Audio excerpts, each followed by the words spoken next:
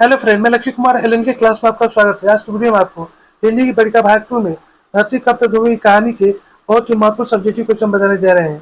तो वीडियो का स्किप मत कीजिएगा, वीडियो को शुरू से अंत तक देखिएगा। वीडियो को लाइक सब्सक्राइब जरूर कीजिएगा, बेल आइकन जरूर दबाइएगा जिससे नई वीडियो का नोटिफिकेशन आपको मिलता रहे। तो चलिए स्टार्ट करते हैं आज का पहला क्वेश्चन। क्वेश्चन नंबर 1, सीता की आंखों के आगे अंधेरा कब छा गया? काफी महत्वपूर्ण क्वेश्चन है। यह बताना आपको सीता की आंखों के आगे अंधेरा कब छा गया। बेटों ने जब कहा कि वे तीनों हर माँ 50-50 रुपए देंगे और माँ अपनी रोटी आप बनाएगी, तो सीता की आंखों के आगे अंधेरा छा गया। जब उसके बेटे ने बोला कि माँ हम लोग तीनों आपको 50-50 रुपये प्रति माह देंगे और आप रोटी अपने आप बनाइएगा, ये सुनकर उसकी आंखें के आगे अंधेरा छा जाता है। चलिए अगला क्वेश्चन देखते हैं। क्वेश्चन नंबर 2, सीता को कब लगा कि आकाश अनंत है? धरती बड़ी, रास्ता चौड़ा और चारों ओर खुली हवा है। काफी महत्वपूर्ण क्वेश्चन है। यहाँ बता आपको सीता को कब लगा कि आकाश अनंत है, धरती बड़ी, रास्ता चौड़ा और खुली हवा है। जब सीता ने बेटियों बहुओं की अपेक्षा से त्रस्त होकर अपने पैरों पर खड़े होने के लिए घर छोड़ा तो उसे लगा कि आकाश अनंत, धरती बड़ा, रास्ता चौड़ा और चारों ओर खुली हवा है। जब सीता ने बेटियों बहुओं से त्रस्त होकर जब घर छोड़ने के निश्चय किया तो उसे लगा कि आकाश अनंत है, धरती बड़ा, रास्ता चौड़ा और चारों तरफ खुली हवा है। चलिए अगला क्वेश्चन देखते हैं। क्वेश्चन नंबर 3, सीता को अपने घर में घुटन क्यों महसूस होती है? काफी महत्वपूर्ण क्वेश्चन है। मैट्रिक परीक्षा में बार पूछा जाता है। यहाँ पर तरफ सीता को अपने घर में घुटन क्यों महसूस होती है? सीता के 3 बेटे बहू और पोते पोती से भरा घर अजनबी से हो गया है। सीता के 3 बेटे बहू और पोते से भरा घर है जो कि अजनबी हो गया है, क्योंकि जब उसके पति जीवित थे तब घर का वातावरण सुखद था। जब जब उसके पति जो जीवित थे तब घर का वातावरण जो था सुखद और सुखमय था, लेकिन उनके पति के न रहने पर बेटों में पड़ती नहीं है। जब उनके पति का देहांत हो जाता है तो बेटों में आपस में पड़ती नहीं है। वो चीखते चिल्लाते रहते हैं, बच्चों को दादी के पास आने नहीं देते हैं, बच्चों को दादी के पास जाने से रोकते हैं। सीता एकदम से अकेली हो गई है। बेटे माँ को लेकर आपस में झगड़ते रहते हैं कि माँ कब किसके हिस्से में जाएगी। बेटे जो आपस में झगड़ते रहते हैं कि कब किसका महीना खत्म होगा कि माँ उसके पास जाएगी। इसलिए सीता को अपने घर में ही घुटन महसूस होती है। चलिए अगला क्वेश्चन देखते हैं। क्वेश्चन 6, सीता के प्रति उसके बेटे बहुओं का व्यवहार कैसा है? ये भी काफी महत्वपूर्ण क्वेश्चन है। यहाँ पर सीता के प्रति उसके बेटे बहुओं का व्यवहार कैसा है? तो सीता के प्रति उसके बेटे बहुओं का व्यवहार अत्यंत उपेक्षापूर्ण है। वो लोग सीता से बात नहीं करते हैं, बात बात पर उसको डांटते रहते हैं। चलिए अगला क्वेश्चन देखते हैं। क्वेश्चन 7, धरती कब तक घूमेगी कहानी का रचयिता कौन है? धरती कब तक घूमेगी कहानी का रचयिता कौन है? धरती कब तक घूमेगी कहानी का रचयिता सावरदहिया है। चलिए अगला क्वेश्चन देखते हैं। क्वेश्चन नंबर 8, सावरदहिया की कहानी की विशेषता क्या है? ये भी काफी महत्वपूर्ण क्वेश्चन है। सावरदहिया की कहानी की विशेषता क्या है?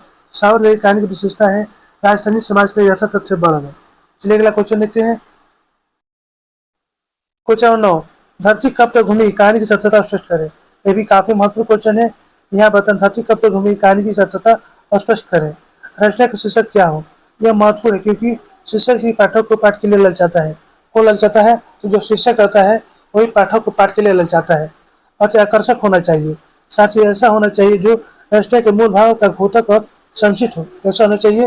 ये ऐसा होना चाहिए कि मूल भाव का घोतक और संक्षिप्त हो। जैसे बहुत कुछ रचनाकार की रुचि की चीज है। इस प्रकार इनको सूची पर कसने से स्पष्ट है कि धरती कब तक घूमेगी उपयुक्त शीर्षक है, क्योंकि इसमें भारतीय समाज में सदियों से उपेक्षित, लांछित और प्रताड़ित विधवा की कथा है। धरती कब तक घूमेगी कैसी कथा है? तो सदियों से उपेक्षित, लांछित और प्रताड़ित विधवा की कथा है।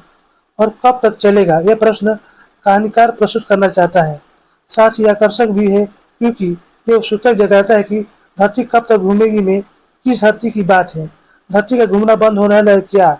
हाँ, शास्त्रीय विधान के अनुसार यह सच है कि शीर्षक संक्षिप्त नहीं है। क्या? तो शीर्षक जो है संक्षिप्त नहीं है, किंतु यह बहुत ही बड़ा भी नहीं है। तात्पर्य यह है कि इस कमी के बावजूद ये शीर्षक उपयुक्त है। चलिए अगला क्वेश्चन देखते हैं। Question number 10, question number 10, Sita का चरित्र चित्रण करें। काफी महत्वपूर्ण क्वेश्चन है। मैट्रिक परीक्षा में बार पूछा जाता है।